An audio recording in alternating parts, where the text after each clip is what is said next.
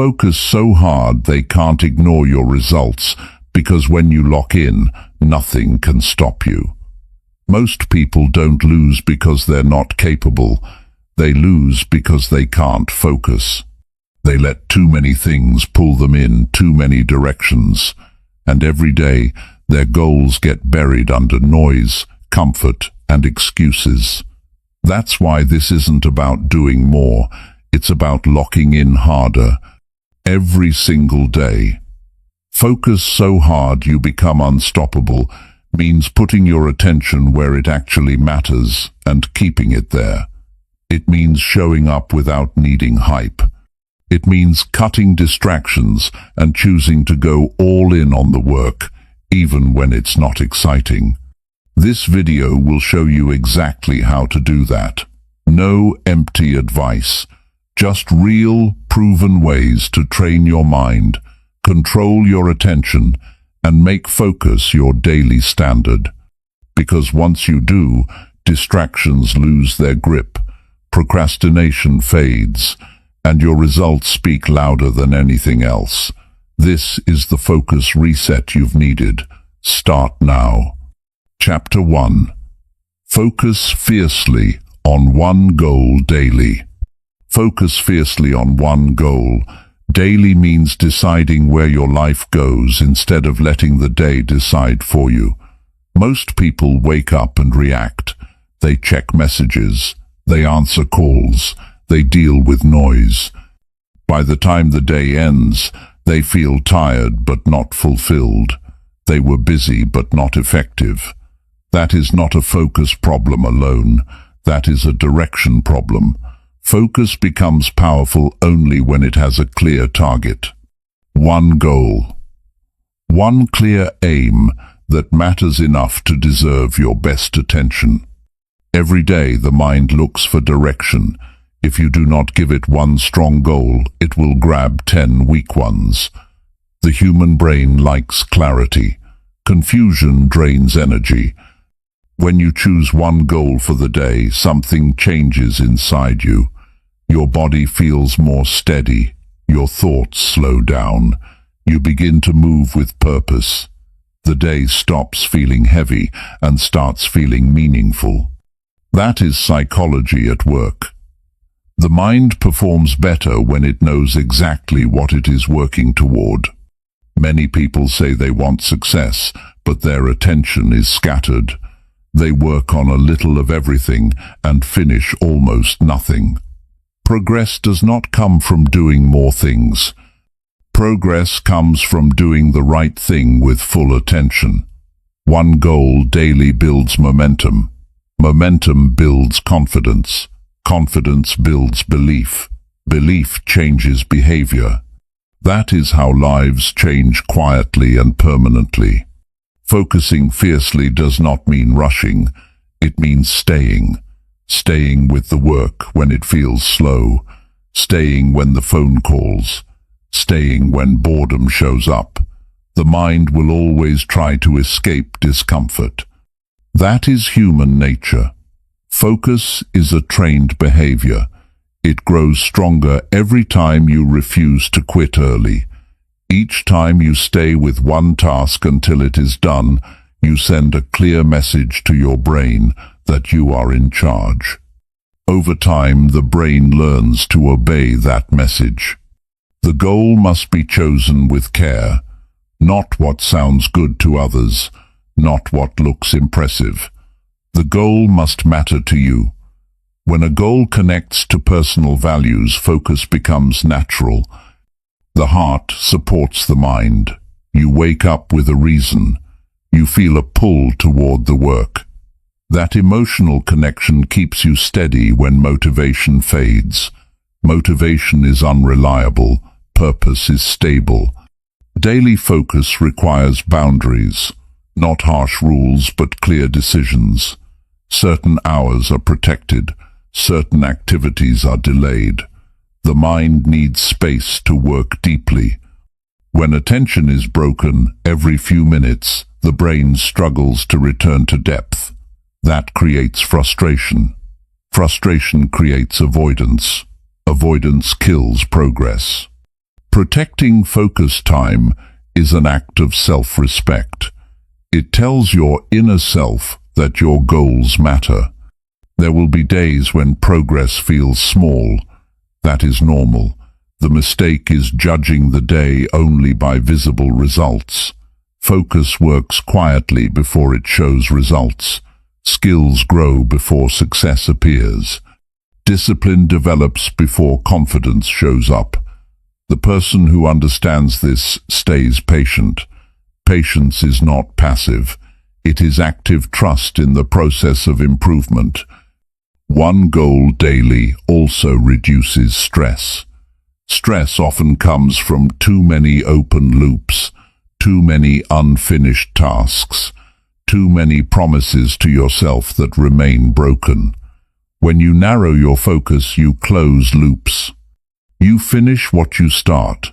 Completion creates calm. Calm allows better thinking. Better thinking leads to better decisions. This cycle feeds itself. The mind responds well to rhythm. Doing focused work at the same time each day trains the brain to enter work mode faster. Over time, resistance decreases. The work feels more natural. That is how habits form. Habits reduce the need for constant motivation. They make progress predictable. Predictable progress builds trust in yourself. Self-trust is a powerful force. It changes how you speak to yourself. It changes what you believe is possible. Distraction often comes disguised as urgency. Everything feels important. Everything wants attention now. But not everything deserves your best energy. Focus requires choosing importance over urgency. That choice becomes easier with practice.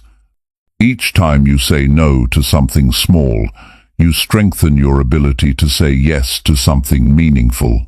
This is mental training. The brain adapts to what you practice daily. Focusing fiercely also means forgiving yourself quickly when you slip. Perfection is not required. Consistency is. Miss one day and return the next. The danger is not failure. The danger is quitting. The person who keeps returning to focus always wins over time. Time favors the committed. When you focus on one goal daily, you begin to notice progress others miss. Small improvements become visible. Skills sharpen. Confidence grows quietly.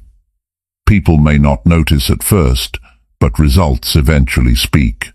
When results show up, they appear sudden to outsiders. But you know the truth. They were built through daily attention and repeated effort. Focus creates identity.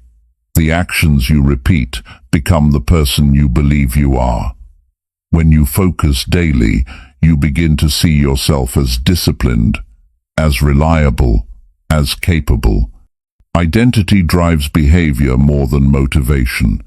Once you believe you are a focused person, your actions follow naturally. This is deep psychology. Change the actions and identity follows. Change, identity, and actions become automatic. A focused day feels different in the body. Breathing steadies. Thoughts become clearer. There is less mental noise. Even rest feels better after meaningful work. Sleep improves. Satisfaction replaces restlessness. This is the reward of alignment between intention and action. Choosing one goal daily does not limit life. It sharpens it. You still have many goals over time, but you respect the present moment by giving it one clear direction. This builds a strong foundation. Without focus, ambition collapses under its own weight. Fierce focus is not aggression, it is commitment. Quiet commitment, steady commitment. The kind that shows up without drama. The kind that keeps working when no one is watching. That is where unstoppable power comes from. Not from intensity once in a while, but from attention every day. When focus becomes a daily practice, the future changes. Opportunities appear because skills are ready. Confidence attracts responsibility. Responsibility brings growth. Growth brings fulfillment. This chain begins with a simple daily decision. One goal, one direction, one focused effort at a time. The world will always try to pull attention outward. Success comes from pulling it back inward with purpose. When you decide where your mind goes, you decide where your life goes. That decision made daily builds a force that nothing can easily stop. Chapter 2. Commit fully until distraction loses power. Commit fully until distraction loses power is about deciding that your attention is no longer for sale. Every day the world makes offers for your mind. Notifications, opinions, drama, noise. None of these ask politely. They interrupt. They pull. They demand.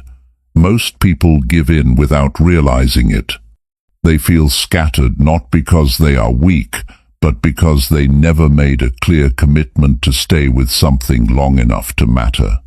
Commitment is not excitement. Excitement comes and goes. Commitment is a quiet decision that stays even when feelings change. When you commit fully, you stop negotiating with distractions. You stop asking yourself if you feel like continuing. You already decided. That decision removes mental friction. The mind relaxes when it knows there is no debate. This is human psychology. Fewer choices mean less stress. Less stress means better focus. Distraction feeds on hesitation. The moment you pause and wonder whether to continue your work, distraction rushes in. It feels like relief. It feels like a break. But relief that delays growth becomes regret later. Full commitment closes the door before distraction enters. When the door is closed long enough, distraction loses strength. It stops knocking as loudly. Over time, it stops knocking at all. Most distractions are habits, not emergencies. They feel urgent because the brain is trained to seek quick reward. The phone offers instant stimulation. The mind likes easy pleasure. Commitment retrains the brain to value long-term reward over short-term comfort. This training takes time. The early days feel uncomfortable. That discomfort is not a signal to stop. It is a signal that change is happening. When commitment is shallow, distraction wins easily. When commitment is deep, distraction weakens. This is not about fighting every urge. It is about choosing not to engage. The urge appears. You notice it. You return to the task. Each return strengthens control. The brain learns through repetition. Attention improves through practice, not pressure. People often wait for perfect conditions to commit. Quiet environment, high energy, clear schedule. Perfect days rarely exist. Commitment means working through imperfect conditions. Noise outside, fatigue inside, doubt in the mind. Commitment says continue anyway. This builds mental endurance. Endurance creates stability. Stability allows progress even on difficult days. Full commitment also changes how time feels. When attention is divided, time drags. When attention is unified, time flows. Work becomes immersive. Thoughts align. The mind stops jumping. This creates a sense of satisfaction that distraction never provides. That satisfaction reinforces the behavior. The brain begins to associate focus with fulfillment. Distraction often hides behind the excuse of balance. Balance matters, but balance without commitment becomes avoidance. There is a time to rest and a time to push. Commitment clarifies the difference. You rest with intention and work with intention. Nothing is accidental. This intentional living reduces guilt. When rest is chosen deliberately, it feels earned. Committing fully requires honesty. Honest assessment of priorities. Many distractions enter because priorities are unclear. When everything feels important, nothing receives full attention. Clear priorities simplify decisions. They guide behavior automatically. The mind does not waste energy choosing again and again. This conserves mental strength. The moment you commit fully, you begin to see how often attention was leaking. Small checks, quick glances, brief escapes. These seem harmless, but they fragment focus. Fragmented focus produces fragmented results. Commitment seals the leaks. Energy stays directed. Progress accelerates. People often underestimate how powerful sustained attention is. A few hours of deep work outperform days of distracted effort. Results compound quietly. Skills sharpen faster. Understanding deepens. Confidence grows naturally. Others may not notice immediately. Commitment does not seek applause. It seeks progress. Commitment also builds trust within yourself. Each time you keep working despite distraction, you prove reliability. You begin to trust your own promises. This internal trust is rare and valuable. Without it, motivation fades quickly. With it, discipline becomes natural. You act because you believe in your follow-through. Distraction loses power when it stops delivering pleasure. Pleasure fades when attention no longer feeds it. Ignored habits weaken. This is how change happens. Not through force, but through withdrawal of attention. The brain reallocates resources toward what receives focus. What you attend to grows stronger. Commitment does not mean rigidity. It means loyalty to the process. Some days the approach adjusts, the direction stays. Commitment allows flexibility without abandonment. You adapt without quitting. This balance keeps momentum alive. The mind often seeks novelty when progress feels slow. Commitment teaches patience. Progress is not always visible immediately. Some growth happens beneath the surface. Skills organize. Understanding settles. Commitment trusts this invisible work. That trust keeps effort steady. There will be moments when distraction feels overwhelming. Emotions run high. Fatigue sets in. This is when commitment matters most. Not dramatic commitment. Simple commitment. Stay for 5 more minutes. Finish this page. Complete this step. Small acts of staying build strength. Commitment also protects against comparison. When attention stays on personal progress, outside opinions lose influence. Comparison fades. Confidence stabilizes. You measure progress against yesterday, not against others. This is healthy psychology. It keeps motivation internal. The habit of full commitment reshapes identity. You stop seeing yourself as easily distracted. You begin to see yourself as focused and dependable. Identity influences behavior automatically. This shift happens slowly but powerfully through repeated action. Distraction thrives in uncertainty. Commitment creates certainty. The mind relaxes into the decision. Work becomes simpler, not easier but simpler. Complexity decreases, energy increases. Fully committed people still feel temptation. They just respond differently. They pause, they breathe, they return.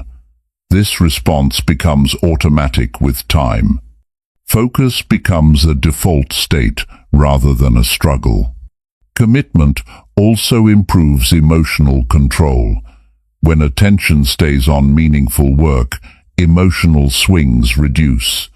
Mood stabilizes. Satisfaction increases.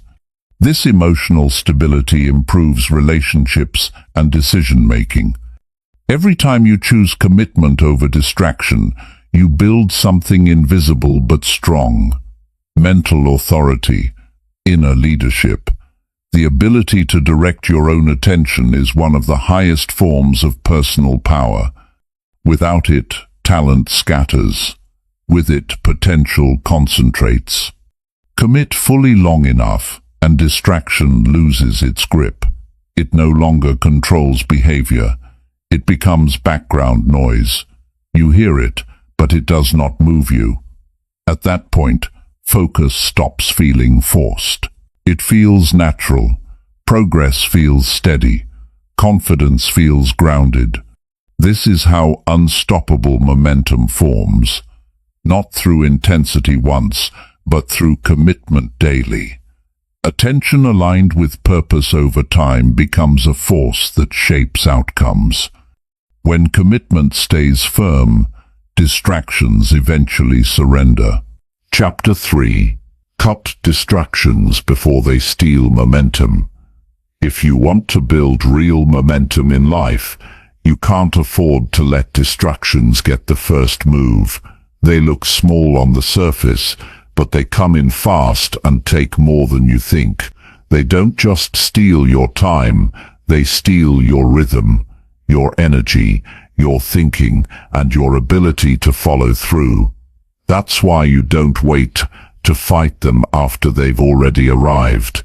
You cut them early. You stop them before they have the chance to slow you down. You stay ahead of them before they take control. Most people lose their day in the first hour. They wake up and scroll. They check things that don't matter. They react instead of lead. And once your attention goes to 5 different things before breakfast, it's hard to bring it back. Your mind gets used to jumping. It forgets how to stay with one thing. That's why cutting distractions before they even start is not just a tip. It's a daily decision that determines how far you'll actually go. It begins with awareness. You can't cut what you don't notice. Pay attention to what steals your energy the most. For some people, it's constant messages. For others, it's noise in the background, or open tabs, or even people walking in and out. Some distractions come from the outside, but many are internal. You sit down to work, and your mind suddenly wants to clean your room, or check the weather, or replay something from last week. That's not random.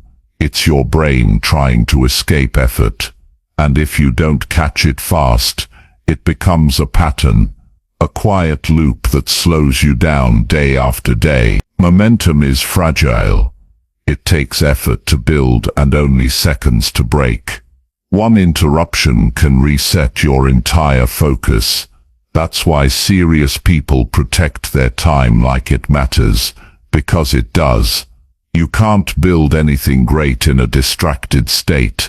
You can't grow if your mind is pulled in 5 directions every hour. You have to train your attention like a skill, not treat it like a random feeling that comes and goes. Cutting distractions means making real choices. It means turning off things that others keep on. It means stepping back from what most people do by default. You can't do what everyone else does and expect different results. Most people live on autopilot. They let whatever pops up next decide how their day will go. But if you want to be unstoppable, you've got to be intentional. That starts with protecting your focus space before the world gets in. Create a space that supports your attention. That might mean a clean desk. That might mean noise-canceling headphones. That might mean turning your phone off completely during key hours, not just putting it aside, off, out of sight, out of reach. Because what's near you controls you. If it's easy to grab, your brain will grab it. Not because you're weak, but because the brain loves novelty. The only way to win is to make distraction harder to reach, and make deep work easier to start. Cutting distractions is also about planning ahead. A distracted mind looks for an excuse to wander. But a clear plan gives the brain something solid to hold on to. When you know what matters today, and why it matters, you're less likely to drift. That's why writing your priorities down every morning isn't a waste of time, it's mental preparation. You're telling your brain where to go before the world tries to pull it somewhere else. You don't need to be perfect, you need to be consistent. If you fall off and get distracted for an hour, don't throw away the rest of the day. Catch it, reset, refocus. The most powerful people are not the ones who never get distracted, they're the ones who come back quickly. They notice when they're off track, they don't wait for the mood to return, they act. That mental snapback is a skill that grows stronger with use. Another part of cutting distractions is learning how to say no without guilt. Every yes to a small thing is a no to a bigger one. That message you just want to reply to real quick might cost you the flow state you were just about to enter. That quick peek at your feed could turn into 20 minutes of lost. It's not about being extreme. It's about being honest. How much do you want to grow? How much do you value this moment in front of you? What you allow becomes what you repeat, and what you repeat becomes who you are. So if your default is to get distracted, it becomes part of your identity. But if your default is to protect your focus, then that's who you become. Someone others can count on. Someone who follows through. Someone who doesn't waste energy on things that don't move them forward. That kind of self-image builds power from the inside out. Not all distractions are obvious. Some come disguised as progress, like jumping from one idea to the next, or switching projects halfway through, or researching endlessly, but never starting. These look like effort, but they are actually avoidance. Avoidance of difficulty. Avoidance of boredom. Real focus means staying even when it gets dull. Even when it gets slow. Even when it gets slow. Even when no one is clapping. You keep going because you're building something real. And you know that nothing real gets built without full attention. The brain gets used to what you feed it. If you train it on fast switches, it craves speed. But if you train it to stay, it learns to go deep. Deeper work gives better results. Better results give more confidence. And confidence makes it easier to focus. This cycle is powerful, but it starts with a single decision to cut what doesn't belong. Cutting distractions isn't a one-time fix.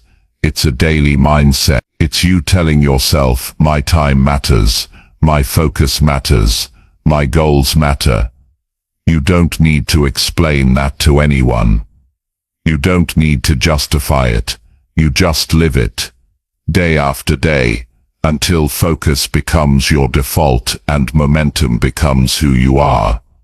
You will still have off days. You'll still lose track sometimes, but you'll recover faster. You'll notice sooner, and you'll keep moving, because once you understand how much distractions truly cost you, not just in time, but in potential, you stop giving them your energy. You stop feeding them. You stop letting them shape your days. You begin to move differently. You become more intentional, more grounded, more present, and people feel it. They see that you're not available for everything anymore. You're focused on something real. That kind of energy is rare, and it's powerful. It's the kind of energy that builds momentum, and the kind that makes you unstoppable. Not in theory but in real life. Because when you cut what doesn't matter, what does matter finally has the space to grow. Chapter 4. Lock attention on work until finished. If you want to become the kind of person who finishes what they start, then you must learn to lock your attention on the task in front of you and stay there until it's done. Not halfway done, not almost there. Done. Because something powerful happens inside a person when they follow through. They build inner strength. They build respect for their own word. And they begin to trust themselves in a way that distraction never allows. Most people don't have a problem starting. Starting is easy. It's the middle where everything falls apart. That's where most quit. That's where people shift to something else. Chase a new idea. Check their phone or convince themselves that now isn't the right time. But that habit of leaving things unfinished doesn't just affect your projects, it affects how you see yourself. Every time you abandon your work halfway through, you tell yourself, I don't finish things. And your mind believes that story even if you don't say it out loud. That's why locking in on one task until it's done is more than productivity advice. It's how you rewire your thinking. It's how you build discipline. It's how you create the type of focus that people admire but rarely practice. This kind of focus doesn't just happen. You train it. You decide that when you sit down to do something, you're not leaving until it's finished, no matter how uncomfortable it gets. The discomfort will come. That's part of it. Your brain will look for an escape. It will give you every excuse it can think of. I'm tired. I should check on something else. This isn't going well. It'll tempt you with other tabs, other thoughts, other tasks. This is normal, but your job is not to listen to every thought that shows up. Your job is to stay. Just stay, even when it's slow, even when it's boring, even when it feels like nothing is working. Because this is how real progress works. It's rarely exciting in the moment. When you learn to stay with the work, something starts to shift inside you. You stop chasing stimulation and start building strength. You don't need to rely on motivation anymore because now you have focus. Focus is stronger than motivation. It doesn't depend on your mood. It doesn't disappear when things get hard. It stays. This kind of focused work brings clarity. When your attention is spread across 5 things, your thinking gets cloudy. Your judgment becomes weaker. But when you lock your attention on one thing, your thoughts become sharp. You see problems clearer. You solve them faster. Your effort gets deeper. The result? Better outcomes in less time. But here's the truth. None of this works unless you commit to finishing. That finish line must matter. Whether it's 1 page written, 1 email sent, 1 project delivered. Whatever your work is, make it a rule to complete it before moving on. Not because you're trying to impress anyone, but because you're training your mind to stay on course. You're breaking the cycle of jumping from one thing to the next without ever seeing something through. You don't need 10 hours a day. You need full attention in the hours you already have. 1 focused hour is worth more than 3 distracted ones. People waste days dabbling in surface-level work, never really dropping into that deep space where real results happen. When you lock in, you access that space, and when you live in that space more often, you rise above the noise of the average. To do this consistently, you need to eliminate the option of escape. That means working in full screen. That means silencing your phone and keeping it out of reach. That means putting your environment in your favor. Don't expect focus to happen in a cluttered space full of noise and triggers. Design your environment to support deep work, because the way you shape your space shapes your attention. And more than anything, train your mind to love completion. When you finish something, pause and feel it. Don't rush to the next thing. Notice how it feels to complete. That sense of closure, that satisfaction of seeing something through, that's your reward. Let it sink in. That reward is what makes you want to do it again tomorrow. It's not about perfection. It's about presence. It's about giving the task everything you've got, with full presence, until it's done. It's about not leaving halfway, not wandering, not splitting your energy. Because split energy leads to average outcomes. Locked-in energy leads to breakthrough. You don't get better by being busy. You get better by being present with your work long enough for it to evolve. Your potential is not limited by your talent. It's limited by how often you leave things unfinished. Unfinished work collects in the back of your mind like mental clutter. It drains you. It weighs you down. Every time you complete something, you remove that weight. You create mental space. You open up bandwidth. You free up energy that can now go into building something new. People will notice, not because you're louder, but because your results will speak. Focused work shows. It carries weight. You'll produce things others respect because you didn't skip the hard part. The staying. The work that actually moves you forward lives past the point where most people quit. That's where excellence begins. And if you think locking your attention on one task until it's done is too difficult, ask yourself this. How much energy have you wasted switching tasks? How much progress have you lost starting over again and again? How many ideas have been delayed because you left them hanging halfway through? Staying with the work saves more time than quitting ever will. Build this skill day by day. Choose one task and see it through. Don't break your focus just because it's tempting. Don't stop because it's hard. Stop only when the task is done. This practice builds strength, mental strength, emotional strength, and practical discipline. The kind of discipline that carries into everything you do. You don't have to wait for the perfect time. You don't need to feel ready. You just need to lock in.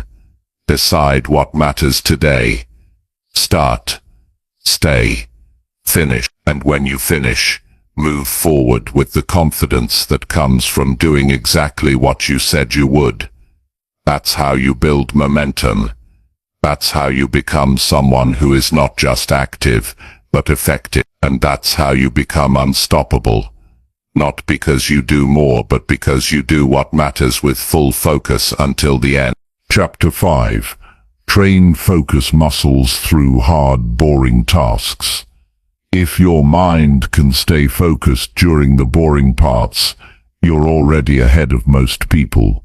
Not because you're smarter, not because you're faster, but because you've trained a skill they avoid. Focus isn't built when you're feeling inspired. It's built in the quiet, slow and repetitive parts that most people try to skip. Those long stretches where progress feels invisible. That's where your focus muscles grow. Doing boring work isn't a waste of time.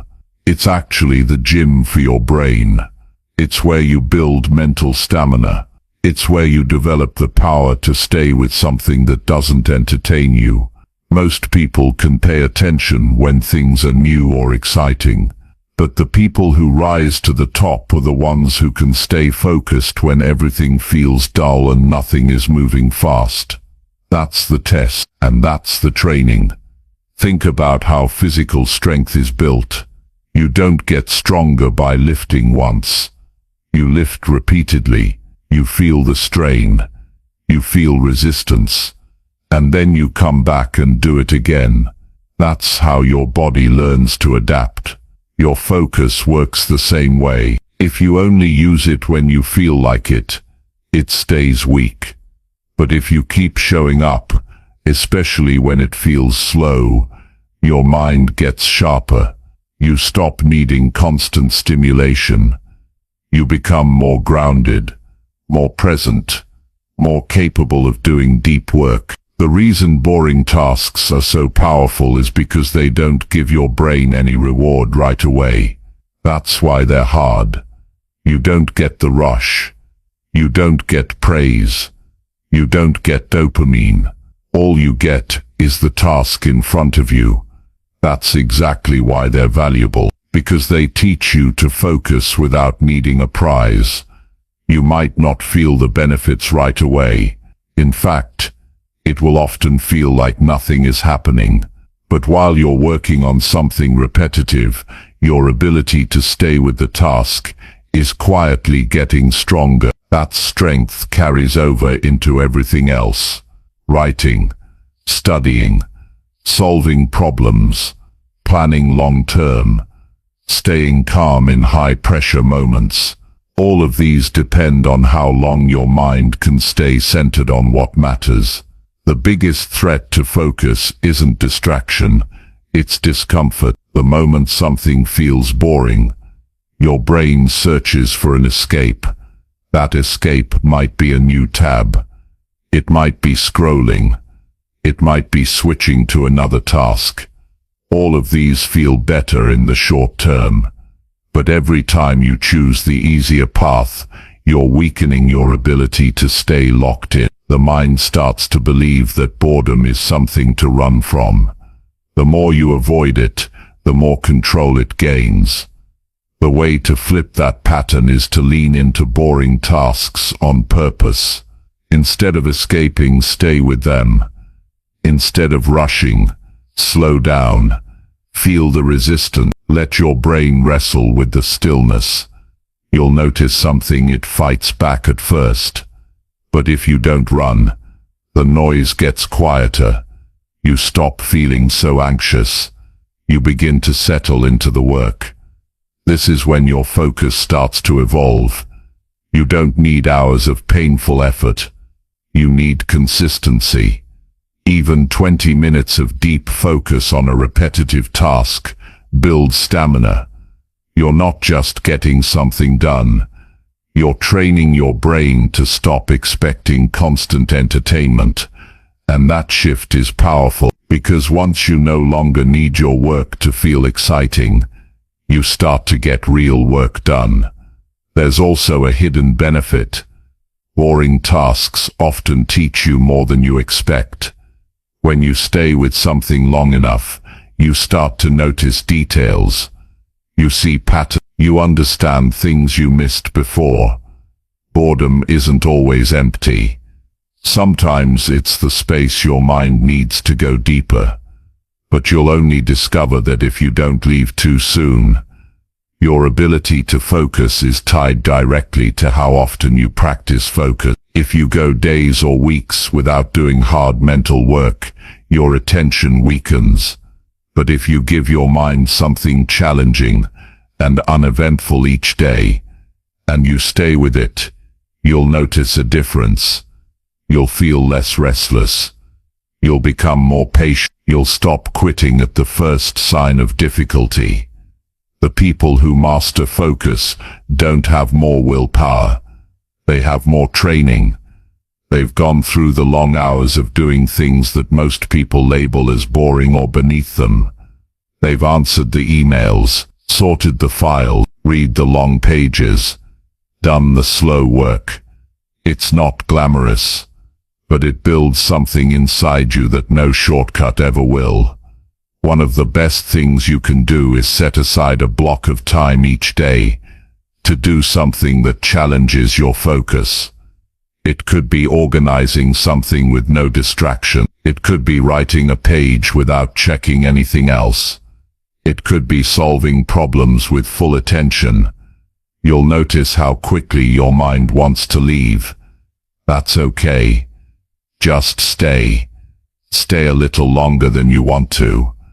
That's how your focus muscle grows. This mindset also helps you in moments when you don't feel like working.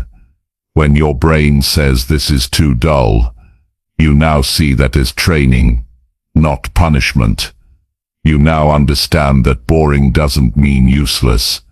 It means valuable, because boring is the resistance your mind has to overcome, and every time it does, you get a little stronger.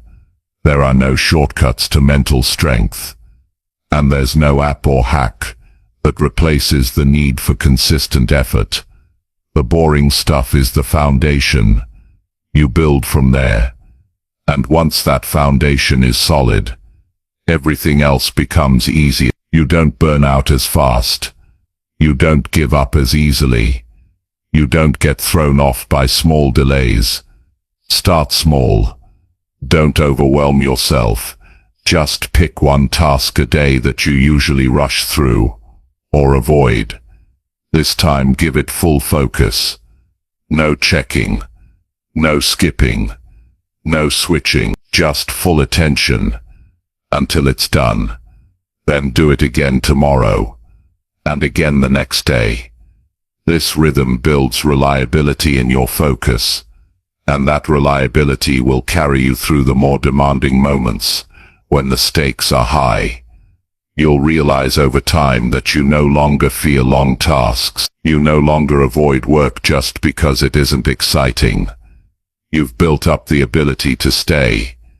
That's rare. That's valuable. And that's what gives you an edge. Most people chase stimulation. You train focus. Most people quit when it feels dry. You keep going. Most people wait to feel ready. You show up and practice. That's how you win. Not by working harder, but by working longer, deeper, and more deliberately. When others stop, focus isn't a gift. It's a choice, a skill, a muscle, and the best way to strengthen it is through the tasks nobody wants to do. Because when you can focus during the boring stuff, you can handle anything. Chapter 6. Ignore comfort urges and stay working longer. The urge to stop comes before the real work begins. It doesn't show up at the end of the task. It shows up right in the middle, when your mind hits resistance and your body wants relief. That's the breaking point, and it's not caused by exhaustion. It's caused by the craving for comfort. This is the moment most people stop. They tell themselves they've done enough. They stand up. They check their phone. They take a break that turns into quitting. That moment kills more progress than failure ever will. And if you want to become truly focused, driven, and consistent, you have to train yourself to keep going when everything in you says pause. The mind is wired to avoid discomfort. It looks for the path of least resistance. When something feels tiring or slow, it looks for an easier option. You start thinking about snacks, checking notifications, getting fresh air, or switching tasks. These aren't bad things, but when they interrupt your work every time discomfort appears, they become traps. They build a habit of quitting early. That habit gets stronger the more you follow it. Soon you can't work for more than 20 minutes without needing something to break the tension. And when you can't sit in tension, you can't go deep. You stay on the surface. And surface effort never brings deep results. Staying longer doesn't mean pushing until burnout. It means noticing the urge to stop and not following it. It means giving yourself just 10 more minutes, even when you feel done. That's where growth lives, not in the work itself, but in the decision to stay. You're training your focus to work past emotion. You're teaching your attention that it doesn't need comfort to keep going. That decision builds something deeper than discipline. It builds control. Control over your reaction. Control over your thoughts. Control over what gets your energy and what doesn't. Most people don't have that kind of control. Not because they're weak, but because they've never trained it. They've never practiced sitting with the discomfort. They've never pushed past the voice that says, "You've done enough." Here's the truth. The work that changes you is the work you do after you want to stop. That extra time is not just about finishing a task. It's about becoming the kind of person who doesn't give up the second things feel uncomfortable. That change rewires your mindset. It shifts the way you look at effort. And when your mind starts to believe that staying is normal, you become dangerous to every excuse that once held you back. The problem with giving in to comfort is that it rewards the wrong behavior. Every time you stop early, the brain learns that relief comes from avoidance. It memorizes that pattern. It starts giving you those urges sooner next time. Soon even 5 minutes of focused effort feels like too much. Your tolerance drops, your attention shrinks, and you start to believe that you're not built for deep work. But that's not true. You're just out of training, and training begins by staying longer than you want to. You don't need to work through pain. You just need to stop escaping mild discomfort. The kind that shows up when you're tired of thinking, or when the work gets repetitive, or when the results don't come fast enough. That's not suffering.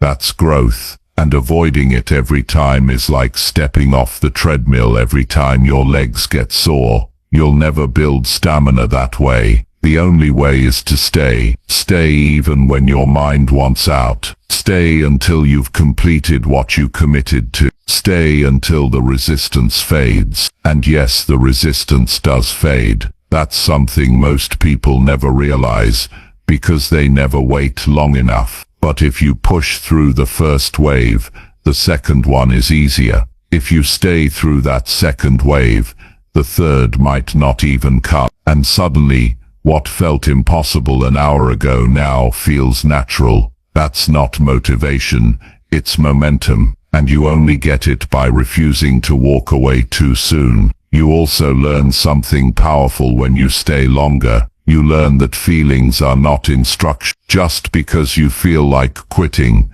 doesn't mean you should. Just because your body wants comfort doesn't mean it's time to stop. Those signals are natural, but they don't get to decide how far you go. You decide. You train your focus to stay on the path, even when the path feels steep. And the more you do that, the more those urges lose their power.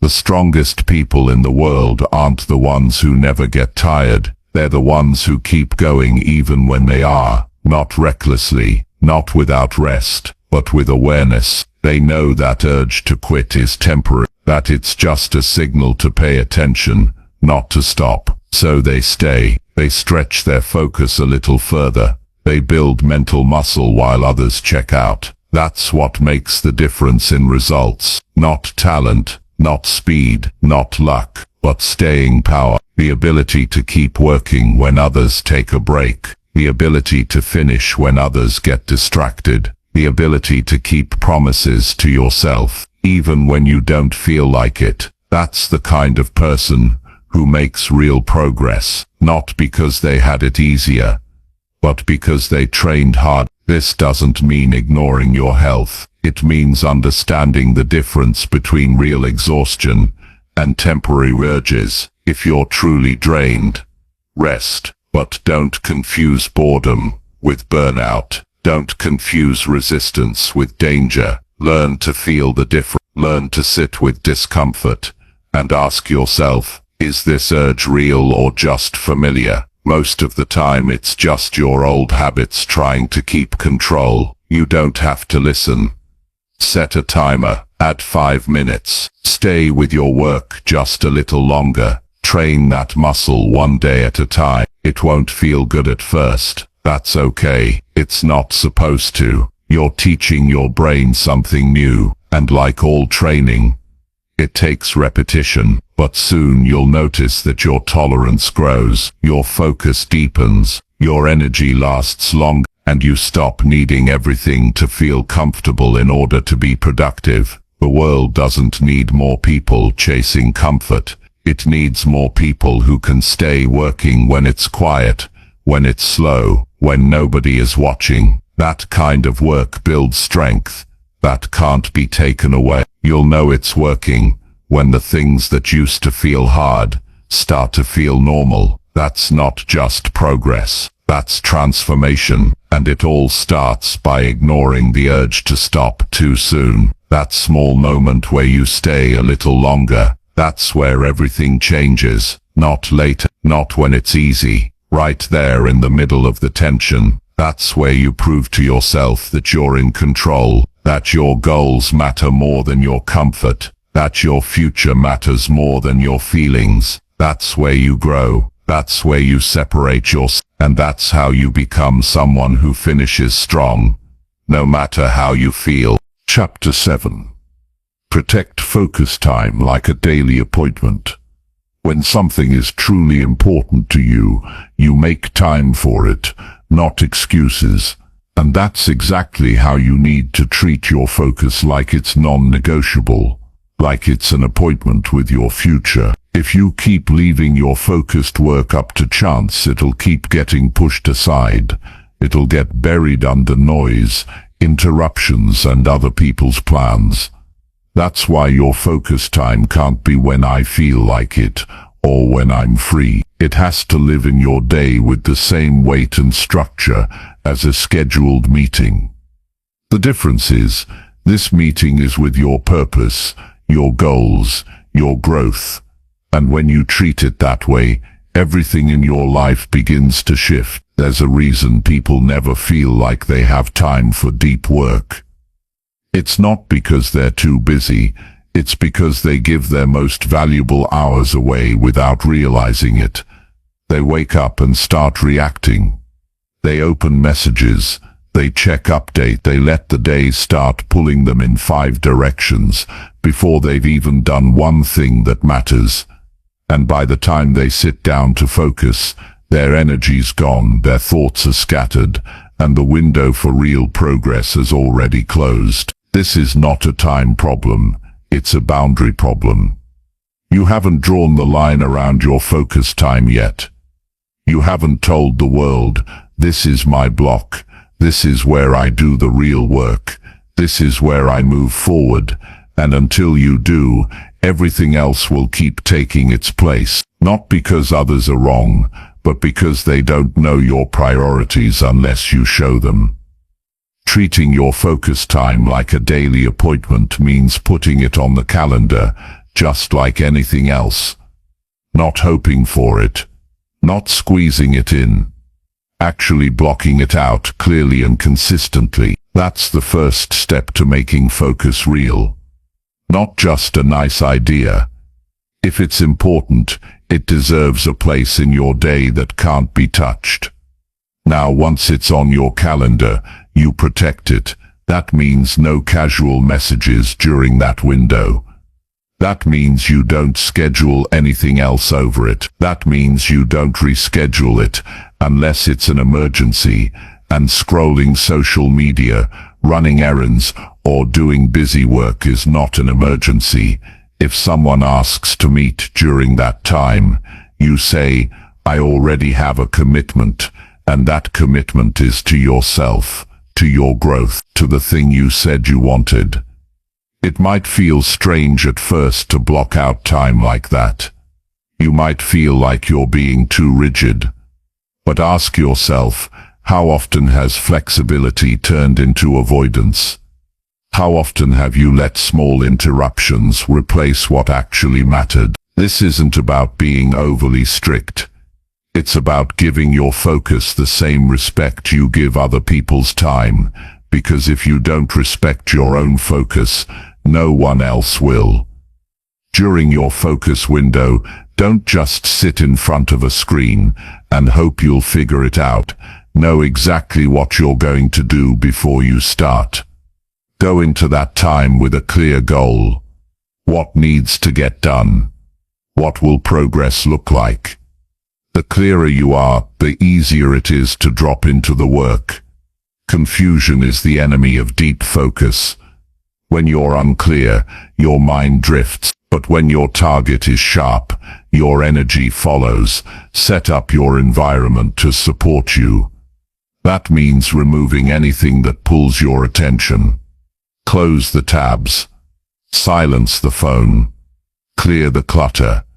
You want to make it easy to drop into flow. You want to signal to your brain that this time is different.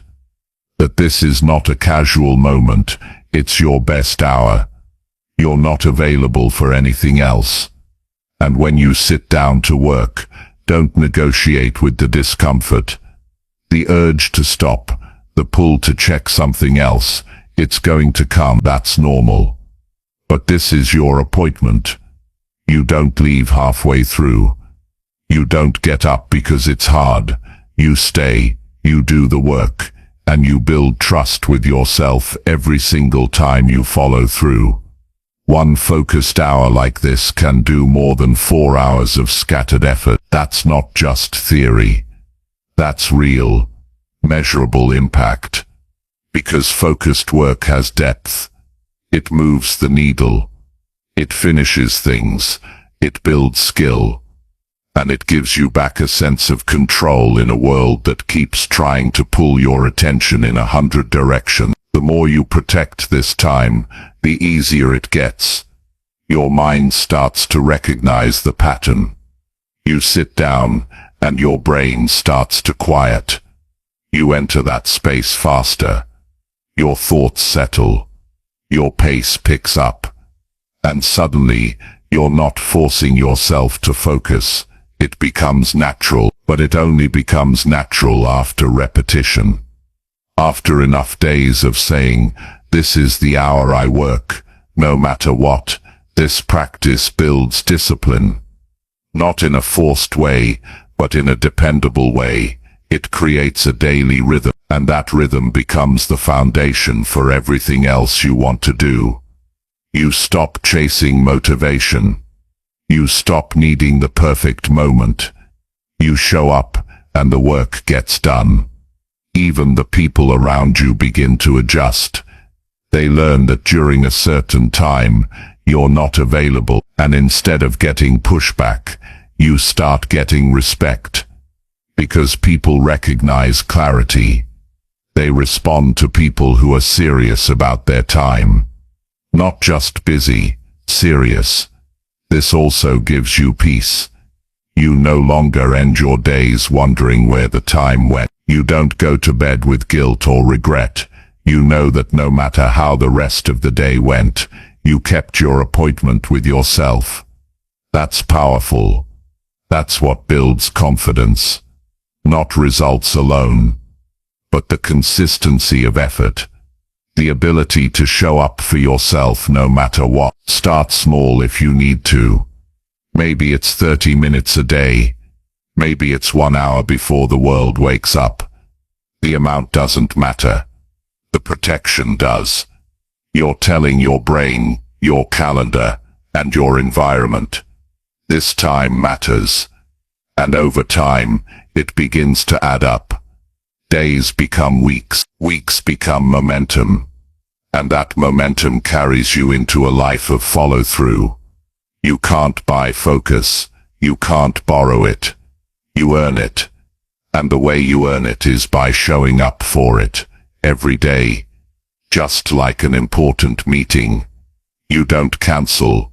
You don't push it back. You don't wait until you're in the mood. You honor it. You prioritize it. You make it real. Because when you do, you start to see what's possible. You stop spinning. You stop reacting. You start building. That's what separates people who talk about their goals from people who live them. Not some secret system. Not more time in the day. Just one protected block of focused effort every single day. That's the appointment that changes everything. And it's the one you never miss. Chapter 8. Channel energy into progress, not endless planning. Planning is safe. It feels productive. It gives you the feeling that you're doing something without having to face the difficulty of starting. But energy that stays stuck in planning never builds results. Thinking is important, but overthinking is delay in disguise. At some point, the question is not what the perfect plan looks like. It's whether you've taken a single real step forward. The people who grow fast are not the ones with the most detailed plans. They're the ones who move, they act, they adjust. They build progress with action, not just theory. It's easy to sit in the planning stage. You feel smart. You feel organized. You tell yourself you're just preparing. But preparation has a limit. When you cross that line, it turns into procrastination dressed up as strategy. You're not getting clearer. You're avoiding the pressure of execution. And the longer you stay there, the more fear starts to grow. Because planning is clean, action is messy. Once you start, things get real. But real is where growth lives. When you keep revisiting the same plan without taking the first step, your brain starts to lose urgency. You start to believe you're making progress just by updating a document or adjusting your schedule. But no document builds skill.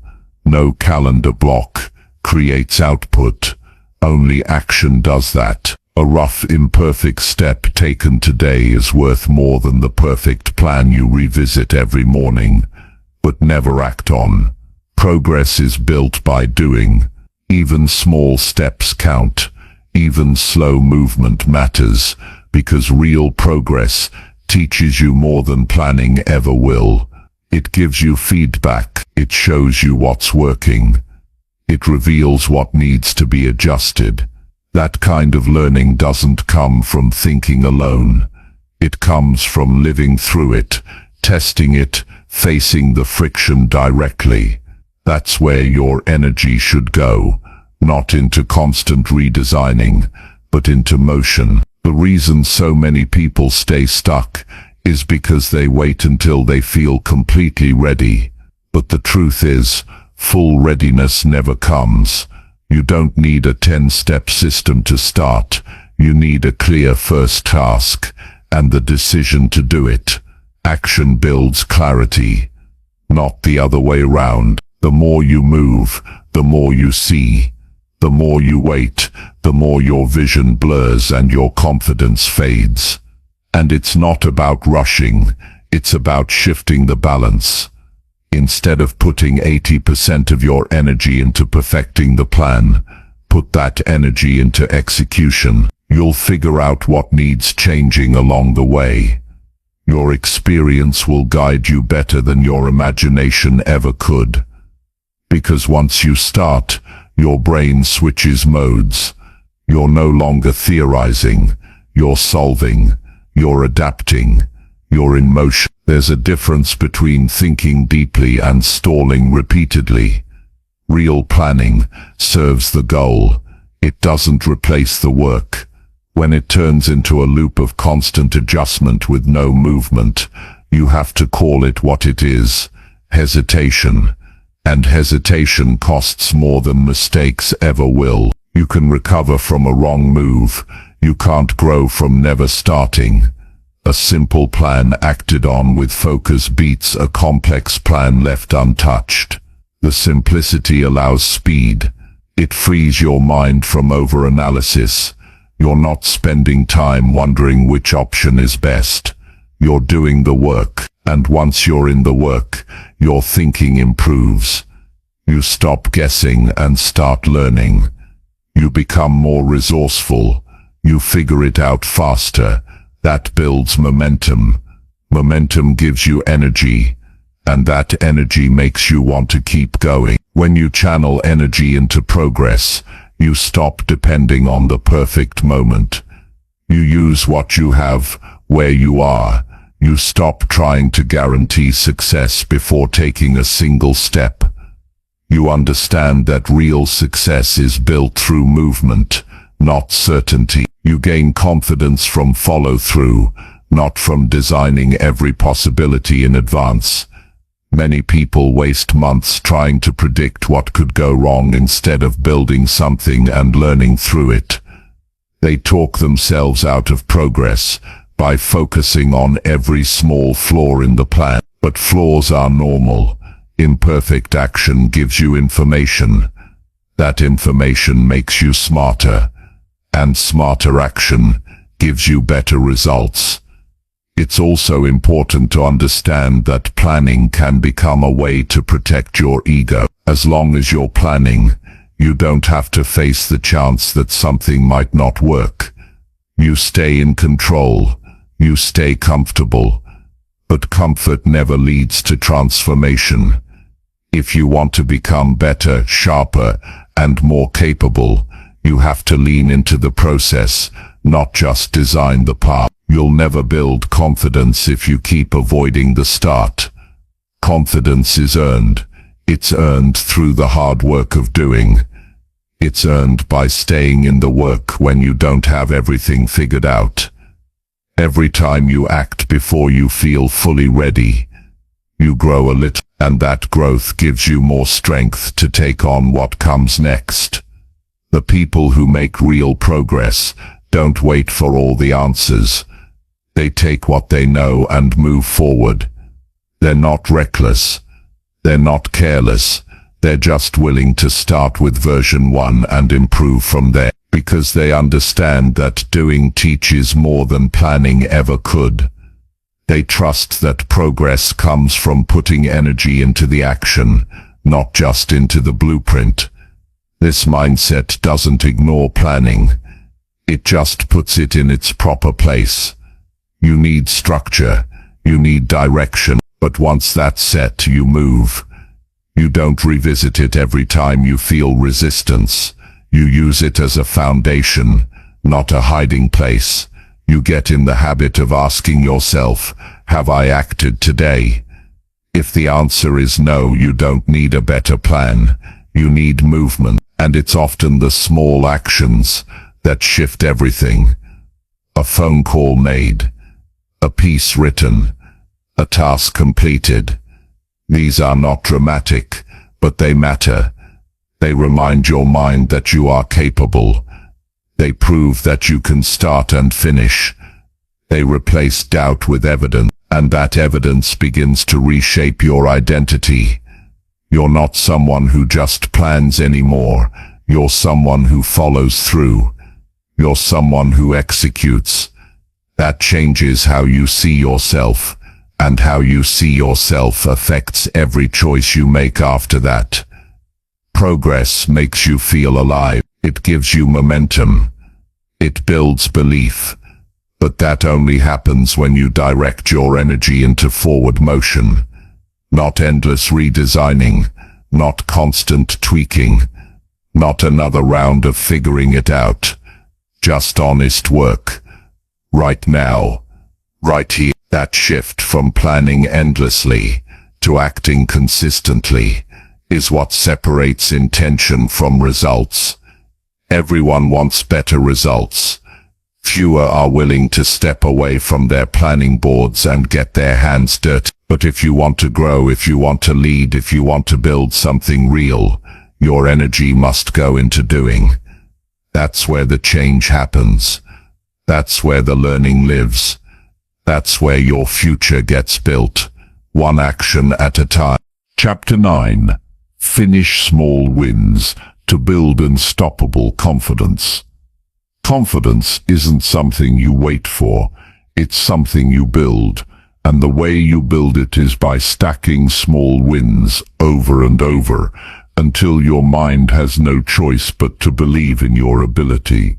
It's not about making massive leaps or waiting for a breakthrough.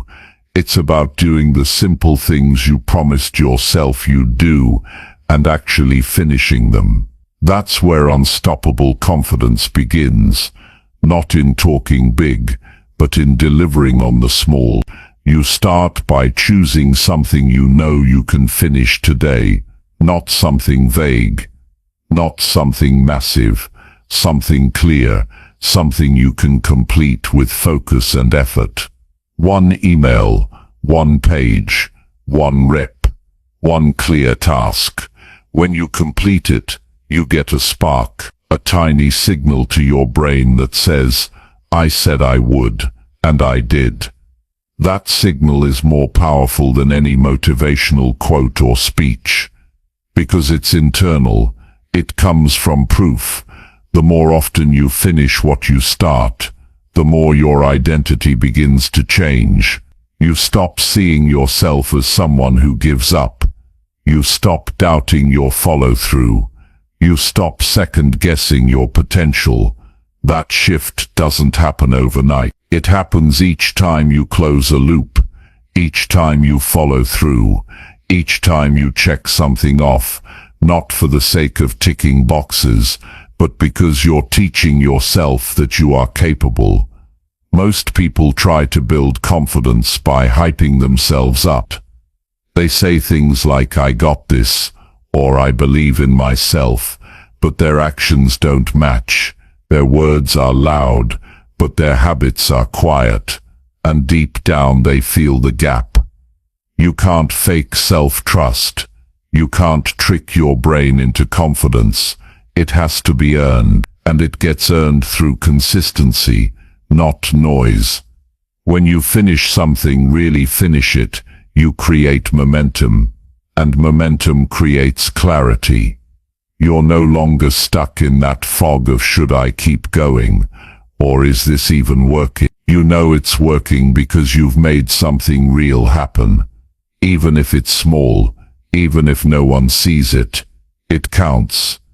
It counts because your brain keeps score, and each win adds weight to your belief. The mistake many people make is thinking they need to wait until they feel confident to act. But it's the opposite. You act first. You move through fear. You do the task even when you're unsure. And in that moment when you don't feel ready but you go anyway, that's where the real power is built.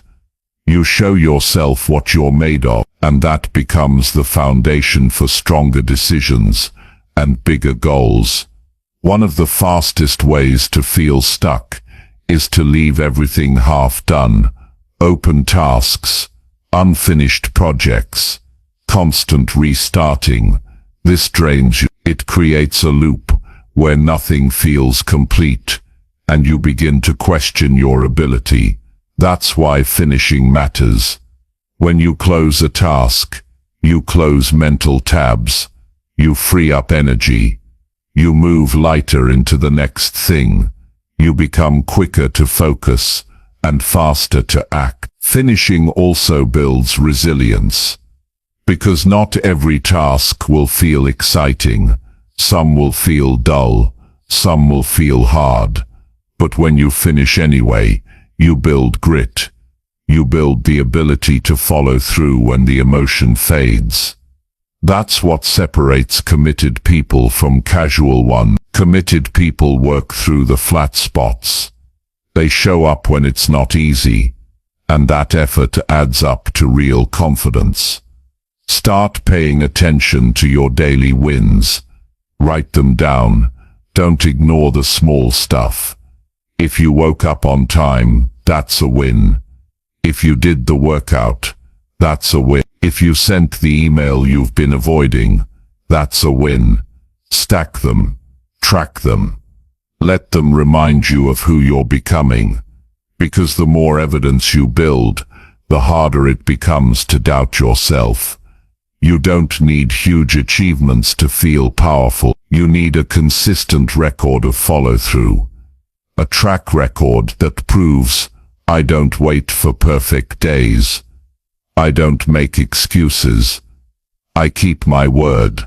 When that becomes your standard, your confidence no longer depends on outside approval. It comes from action, and action is always in your control. This is also how you break the pattern of overthinking. When you're stuck in your head, you hesitate. You analyze every move. You look for guarantees. But small wins interrupt that loop. They pull you out of planning and into execution. They give you data instead of doubt. They remind you that you don't need to figure out the whole path. You just need to complete what's in front of you. Confidence from small wins is stable. It doesn't crash when one thing goes wrong. It doesn't disappear when someone criticizes you. It's built on repetition. So even when something fails, you don't fall apart. You know it's just one step. You've finished before. You'll finish again. That mindset makes you hard to shake. It gives you mental stability when others spiral. You'll also notice that the more wins you build, the more ambitious you become. Not because you suddenly feel brave, but because you trust yourself to show up. That trust becomes the launchpad for bigger goals. You no longer fear failure the same way, because you've proven that you can act without perfect conditions. You've proven that you can begin, stay, and complete. Don't wait for motivation to give you that feeling. Create it by doing the thing. Set a task right now, one clear, specific task, and finish it. Not halfway, all the way. Feel that shift when it's done. That little surge inside you that says, I did that. That's the fuel. Use it. Don't waste it by sitting still. Roll it into the next thing. Start a streak. Stack wins until your mind can't deny your growth. Confidence is not built in the big moments. It's built in the quiet ones. When no one is watching.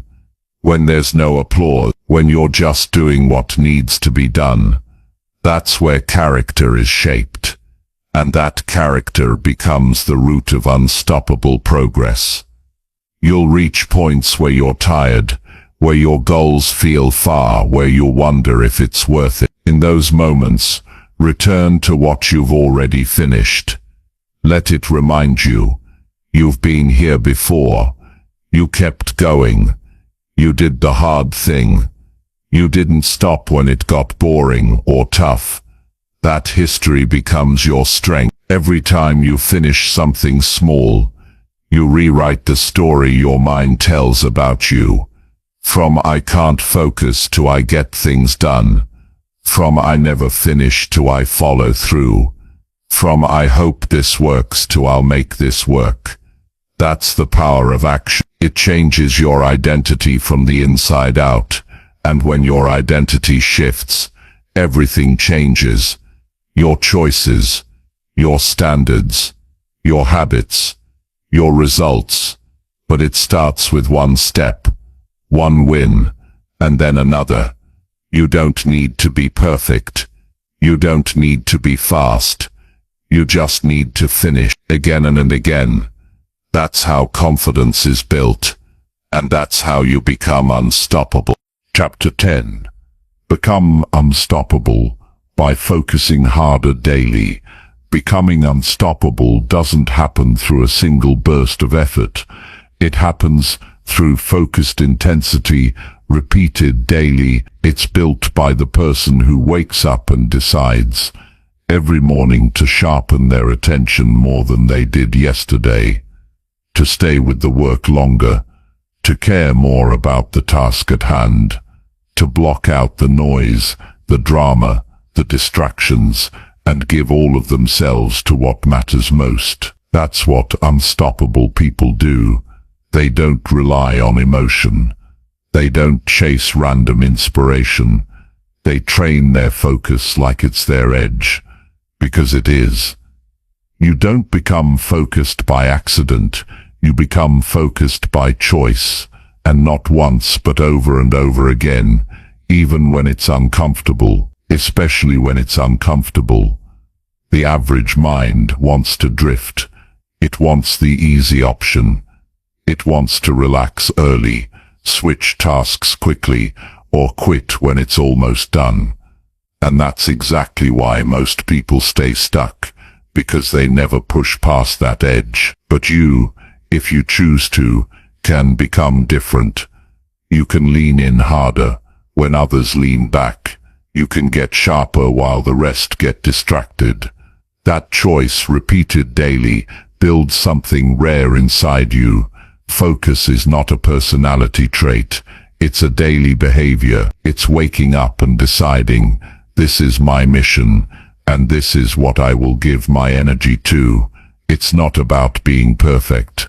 It's about being clear. You know what you're aiming for, and you protect it. You don't scroll mindlessly before doing your best work. You don't allow minor things to pull you away. You don't wait for ideal conditions. You begin anyway, and you bring your full attention with you. Every day offers you moments where your mind wants to wander, where the work feels hard, where it seems like doing something else would be easier. But these are the exact moments that separate focused people from the rest. Most give in. They pause. They drift. They tell themselves they'll come back later. But that habit becomes a loop that never ends. You want to break that loop. Stay when it gets tough. Don't leave when it gets boring. Keep your eyes on the work until it's finished. Do this often enough, and your brain starts to change. It stops fighting you. It starts cooperating. Daily focus isn't about extreme hours. It's about consistent intensity. Even one deeply focused hour can outperform a whole day of scattered effort. The power comes from how present you are, not how long you sit at your desk. If you train yourself to go all in, even for short blocks, you'll make more progress than most people make in weeks. You'll become known as the person who delivers, the person who doesn't just start strong, but finishes well. And you'll carry a quiet confidence that doesn't come from talking. It comes from knowing you did the real work. To focus harder daily, you need structure. You need to define the windows where nothing else matters. That's your time to push. No distractions, no casual tasks, just pure attention on your most important work. You don't let the day decide when those moments happen. You decide. You set the appointment, and when that time comes, you show up fully. You also need to track your distraction, not to judge yourself, but to understand yourself. Where does your mind go when things get difficult? What are the patterns? What excuses show up? Know them, study them, then interrupt them, replace them, redirect your energy to something real. This is how you take your focus back, not by wishing, but by working on it deliberately. And if you want to take it even further, practice focusing when no one is watching. Not just during high-pressure deadlines, but in the quiet hours, in the moments that feel slow. That's when true discipline is formed. That's when you stop depending on external pressure and start building internal drive. That's when your work starts to reflect depth, not because you rushed but because you stayed with it.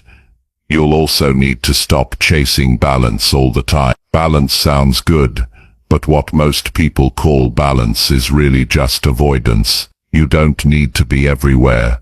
You don't need to answer everyone.